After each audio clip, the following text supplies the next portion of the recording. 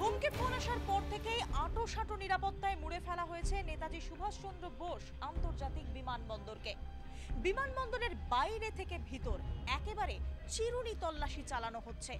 যারা বিমানবন্দরে ঢুকছেন তাদেরকে ঢোকার শুরু থেকেই চেকিং এর সম্মুখীন হতে হচ্ছে। ভিতরে গিয়ে তাদের সমস্ত লাগেজ, এমনকি প্রতিটি বিমান যাত্রীকে আলাদা আলাদা করে জিজ্ঞাসাবাদ করা হচ্ছে। তারা কোথায় যাচ্ছেন, কোথা থেকে যাচ্ছেন, কত দিনের জন্য যাচ্ছেন, এমনই প্রশ্নবাণের সম্মুখীন হতে হচ্ছে ভিতরে গিয়ে যাত্রীদের। সিকিউরিটি এখনও এত হওয়া সত্ত্বেও এরকম একটা প্রবাবিলিটি থেকেই যাচ্ছে যে মানুষ ঢুকতে পারে বা হতে পারে এরকম একটা ঘটনা। তো চিন্তা তো থাকেই সবসময় ফ্লাইটে, সে এই জাতীয় হোক কি প্লেন হারিয়ে যাওয়া জাতীয় হোক, তো সেটা নিয়ে হ্যাঁ ব্যাস চিন্তায় আছি। যত না আমি টেন্স, বাড়ির লোকজন আরো বেশি টেন্স এই নিয়ে। নিরাপত্তা ব্যবস্থা জোরদার করা হলেও আতঙ্ক কিন্তু কাটছে না যাত্রীদের। তাই আতঙ্ক সঙ্গে নিয়েই বিমান যাত্রা করছেন এয়ারপোর্টে আসা যাত্রীরা।